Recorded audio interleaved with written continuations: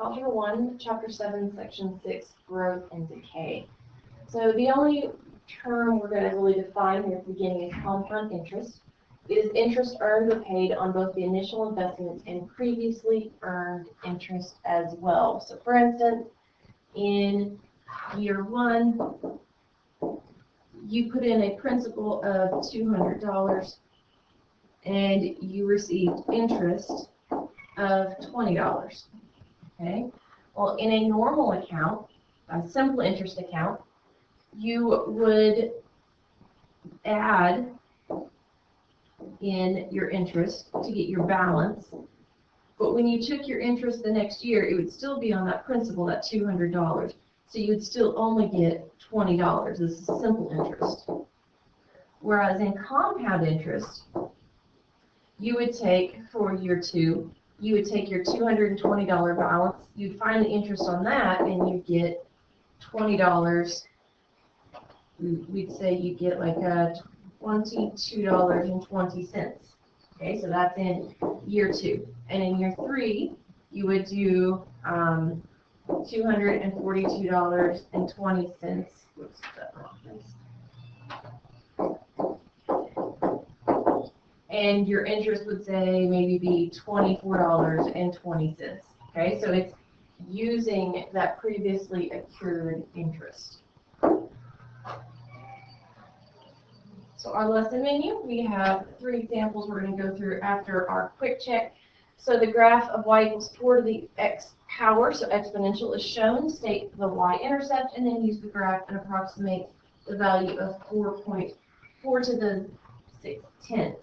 So at 0, y-intercept is 1, so it's A, B, or C.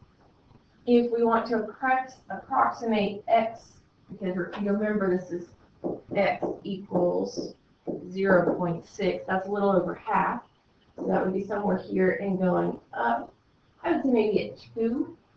You can also put it in your calculator, say 4 to the 6/10 power. And we get 2.29, which would round to about 2, or B. Determine whether the data in the table display exponential behavior. So our x's need to be consistent, which they are.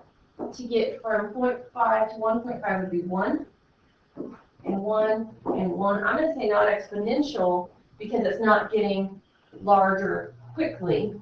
It's just getting larger. So no, the domain values are at regular intervals. The range values have a common difference. So this looks linear to me.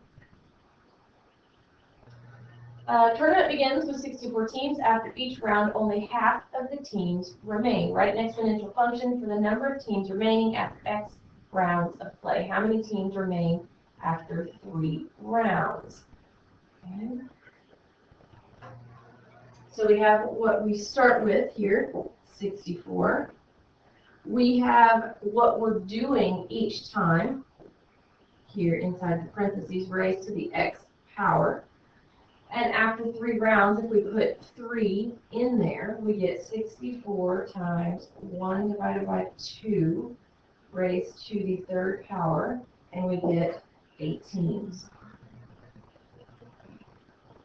What we have done is analyze exponential functions. What we're going to do is solve problems involving exponential growth and solve problems using exponential decay.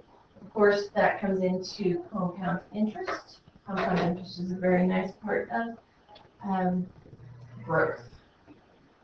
So equation of exponential growth, here we have y equals a, the initial amount, parentheses 1 plus the rate, raised to the power times. So this is an exponential function. Just to bring that home a little more here, t is time. T is always your independent because you cannot change it, so it always goes on your x axis. So a population in 2008, the town of Flat Creek had a population of about 280,000 and a growth rate of 0.85% per year. Write an equation to represent the population of Flat Creek since 2008. So it has a growth rate right here. So we can put that in for R. we have, since 2008, got the T, because we don't know it. We know the initial amount of 280,000. The rate does have to be turned into a decimal instead of a percent. That's why it's down here at 0.0085, because you have to move your decimal 2 places to the left. So we have our equation, but we're going to use it next. Yep, so we're going to use it. According to the equation, what will be the population of Flat Creek in the year 2018? So 10 years later. We put 10 in for T, plug it in your calculator, and you get your answer. Approximately 304,731. In 2008, Seattle School District had a student population of about 4,500 students and a growth rate of about 0.0001%. Write an equation to represent the student population of the Seattle School District since the year 2008. So we have our initial of 4,500. Then if you remember, so it was A, 1 plus R raised to the T. So it was 4,500, 1 plus 0.0015 raised to the T. So it's 1.0015 raised to the T. There we go, B. Using our equation, that was 4,500 times 1.0015 raised to the T. 2014, so from 2008 to 2014 will be 6 years. So that's 4,500, 1.0015 raised to the 6th power. In my calculator, 4,500 parentheses 1.0015 close parentheses raised to the 6th power. I get 4540.65. We're talking about students, so we cannot have a partial student. So I would say 4,540 students.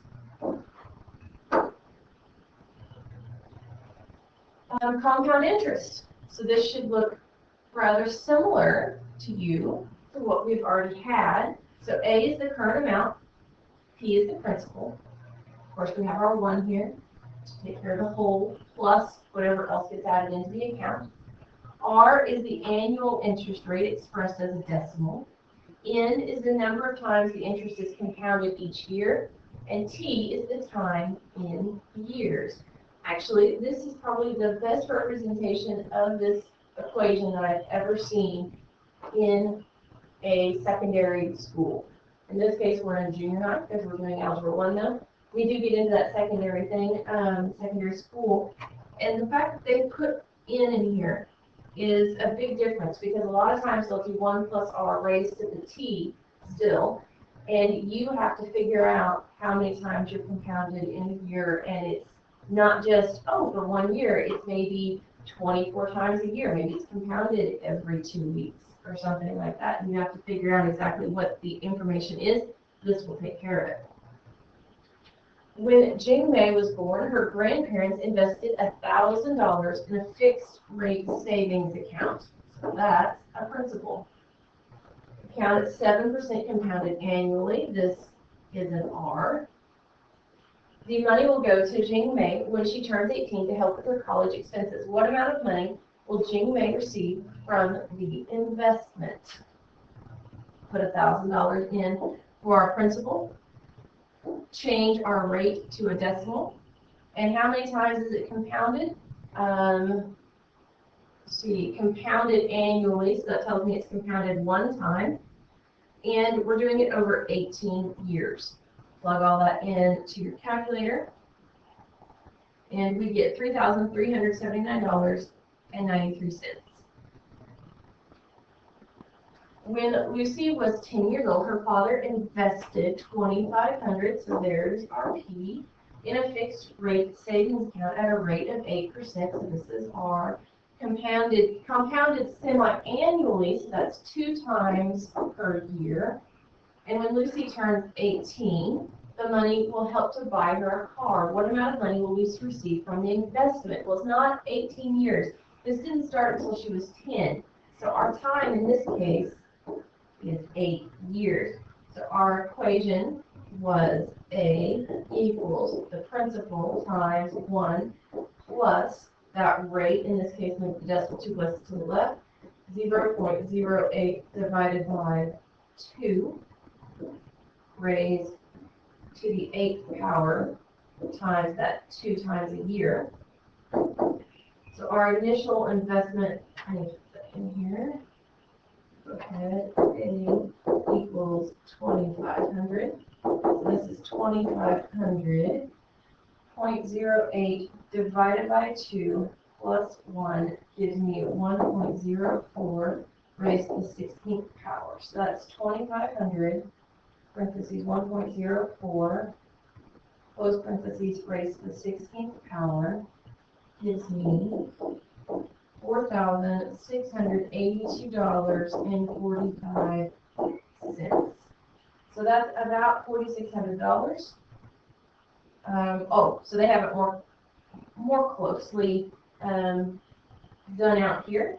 So $4,682. Equation for exponential decay.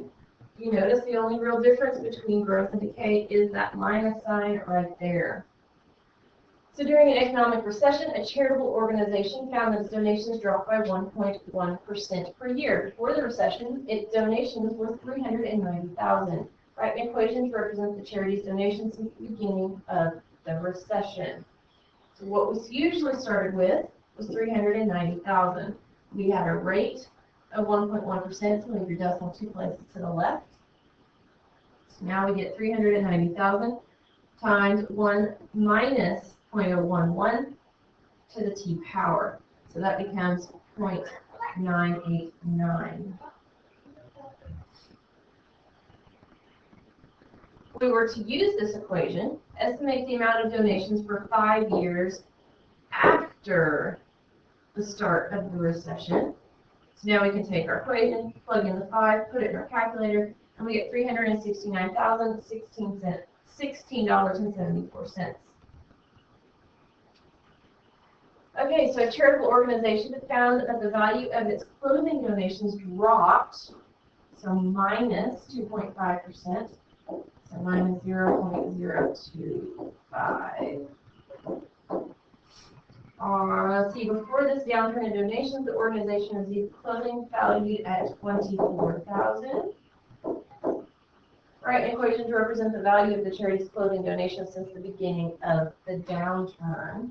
So this is 1 minus 0.025. We get 0.975. Go with B. Okay. Let's see, using that same equation from before, so that was 24,000.0975. So 24,000.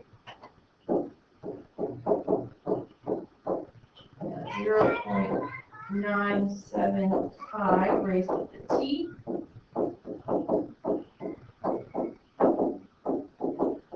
And let's see, before the downturn in donations, the organization received this. Estimate the value of the clothing donation 3 years after the start, and I can put it in my calculator. That's 24,000, parentheses, 0.975, close the parentheses, raise it to the 3rd power, and we are down to only giving $22,244.63, which is about $22,245. I'm going to go with C.